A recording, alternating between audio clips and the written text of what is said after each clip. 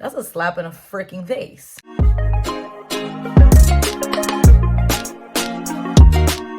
Hola mundo, hello world. So before we skedaddle, let's make sure that you guys remember to like and subscribe now. And if you have already been watching my videos, thank you for watching. And if you're new to my channel, thank you for visiting. But I hope you stay. Now we may proceed.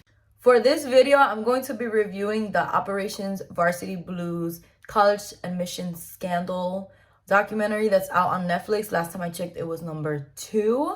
I think it's still on the top 10, but I'm going to be talking about the man behind the scam, as well as some things that just didn't sit right with me. Disclaimer: I may mention specific occurrences that happen in the film, so here is your fair warning of a possible spoiler alert. Ding! So the main man, the mastermind behind the whole scheme was Rick Singer. Rick Singer originally in the 90s was a well-known guidance counselor in Sacramento, California. And he would essentially help students get into really good colleges by guiding them throughout the process. He would get them also academic and athletic scholarships. So over time, he noticed he had a gift, right? But what do a lot of people that are greedy do with their gift? They cannot just stop somewhere and be good at something. They have to go to further heights, right? So he noticed that there's a such thing as a back door and a side door when it comes to college admissions. He got noticed by certain people who had a lot of this, and over time he would start working with rich families and practically guaranteeing that their kids will go to these elite schools by giving large sums of money. He would have a way of like pimping out their admission. He would pimp it out real nice. But sadly, like all good things, he got a lot of other people involved, and a lot of other people got in trouble during the process. Well, not during the process, at the end of the process, but during the process, they did their thing, right? So that's what you're gonna see in the documentary if you watch it.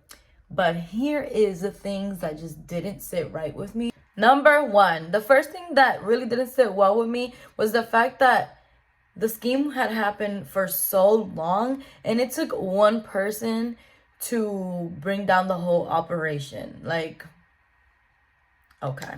Number 2, the second thing that really bothered me when I was watching this film was when the scandal came out in 2019, the actors that we knew growing up, like the lady from Full House, I think her name is Lori Loughlin, whatever. You know what I mean? Her and Felicity Huffman and like some famous faces, they were always on the news. But there were a whole lot more people involved and a whole lot of more people that needed their face on national television. That annoys the shit out of me.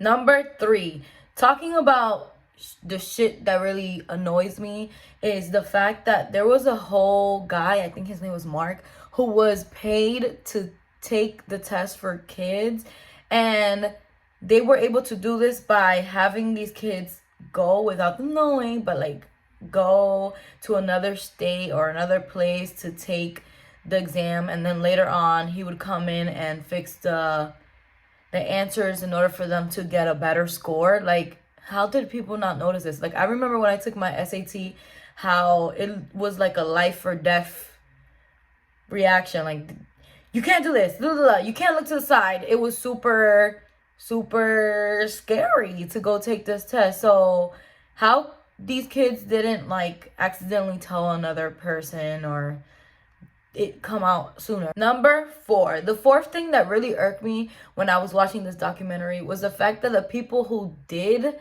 do their time already, who have done their time already, only have done 2 weeks to 7 months. Talk about freaking privilege, yo. And there are people in impoverished communities that just do things like changing their address in order for their kids to qualify for a better school in a better area, and they do a whole lot more time.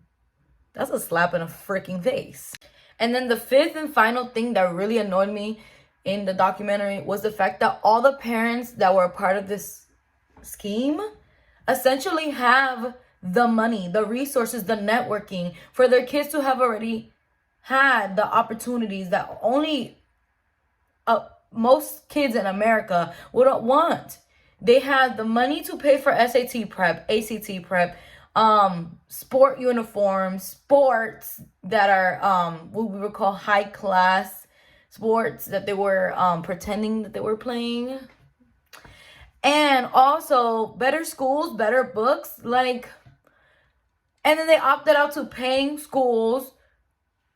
Colleges say that they didn't, but paying schools and paying their entrance into these schools that they really care for their kids to go for appearance. But at the end of the day, Olivia Jade, we all know she has a YouTube channel. Olivia Jade was out here, didn't even earn her way into this school, right? And she was complaining about not wanting to be at college. Like, she didn't like it. So it goes to show that not everything is for everybody, and stop forcing things, because it's not even, it's just, they did this so their kid can say, and they can say, I went to Harvard, or I went to Georgia, whatever, and Yale.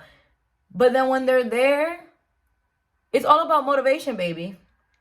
It's not about the titles and the shit. It really isn't. And with all that being said, I hope you guys are on the same page. If you have anything to add, please comment below. I think this is a huge problem in the education system that we have in this country. Education should not be a luxury. Education should be something that everybody can benefit from it. And not only the rich, white, and powerful. But yes, I hope you guys know that I make my videos Tuesdays, Thursdays, and sometimes Sundays.